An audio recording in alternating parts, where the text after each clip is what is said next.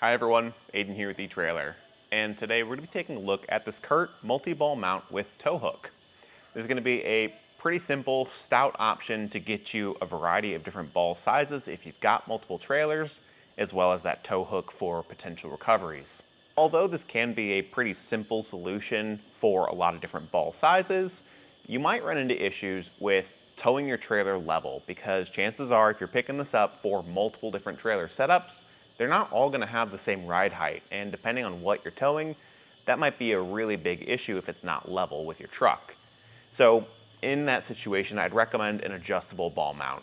Curt actually does make an option very similar to this that offers adjustable height, still offers that recovery hook if you need it, and you only have to sacrifice the 1 7/8" ball, which isn't a super common size nowadays anyway. And chances are, if you do have a trailer like that, you can get a dedicated ball mount just for that one, and you may not need a super big riser drop for it anyway. But in place of that, the other adjustable ball mount will offer you a hitch step, so could be a really nice trade-off if you have no need for that smaller coupler. Now, you've got a ton of different options for those different ball sizes. Up top right now, we've got a 2-inch ball with a 5,000-pound gross trailer weight rating. That's how much weight it can pull. And a 500-pound max tongue weight. That's the maximum downward pressure on the end of it. Just below that is our 1 7/8" with a 3,500-pound weight capacity and a 350-pound tongue weight. Both of these are great options for our smaller Maverick today, but say you've got a bigger truck and a bigger trailer and you need something a bit bigger, you've got the 2 5/16" with a 10,000-pound weight capacity and a 1,000-pound max tongue weight. And then the recovery hook with a 7,500-pound weight capacity. Depending on which one you're using, just be mindful of what they're rated for, and always keep in mind what your vehicle is rated for too, being sure to not overload the hitch or the vehicle when you are towing. To switch between those, just pull out your hitch pin and clip, which isn't included, so you will need to provide your own.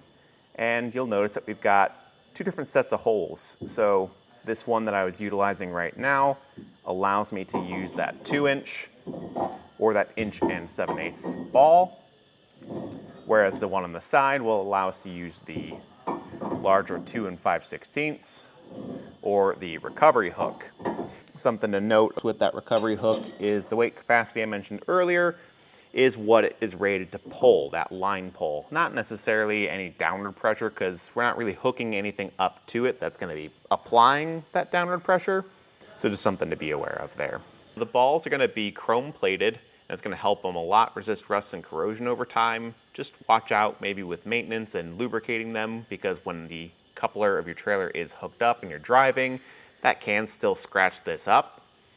The main body is a black powder coated steel, and the shank is a solid steel shank, which I actually really like. When you get to a more basic fixed ball mount like this, a lot of times you'll find a hollow shank.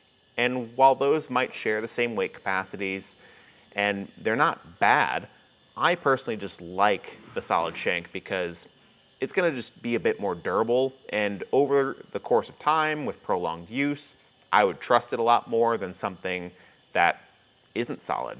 If you're not concerned about adjustment, then I think this option from Curt could be a great ball mount to tow a variety of different trailers while still offering that recovery hook if you need it for your adventures.